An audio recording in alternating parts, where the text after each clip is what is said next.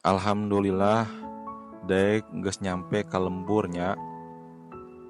Tempatna di Kampung Nagrak, Desa Kalapanunggal, Kecamatan Cikadu, Kabupaten Cianjur.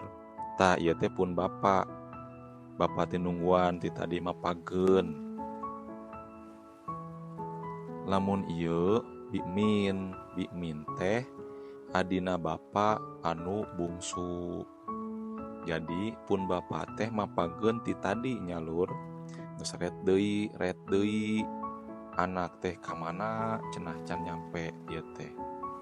Itu dan memang dek ngabejaan teh di Tangerang init jam 3:30 subuh. Nepi ka lembur teh jam 6 atawa pas bedug magrib nepi ka lembur teh. Lumayan lila nyalur perjalanan teh. Tah lamun ieu jalan ka imah dek lumayan rada nanjak bari poek nya. Dan memang ka imah teh henteu asup mobil ngan saukur asup motor hungkul da imahna di jero. Tapi memang darada caang acan poek pisan nyalur. Dek teh geus sono ieu teh geus lila can panggih jeung indung jeung bapak encan balik ka lembur teh geus aya 7 bulan mah gitu. Da lain teu hayang balik. Ayeuna mah dek teh geus boga keluarga, boga anak jeung pamajikan. Jadi dek teh ngarantau teh merjuangkeun anak jeung pamajikan supaya boga kahirupan anu layak.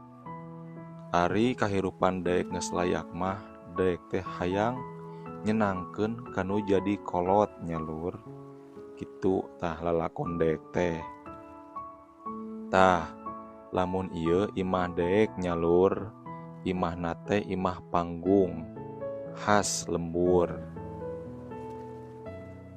Alhamdulillah dek geus nepi ka imah pajonghok jeung anu jadi indung.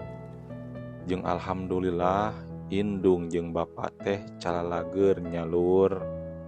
Ngan rada sedih nama heueuh.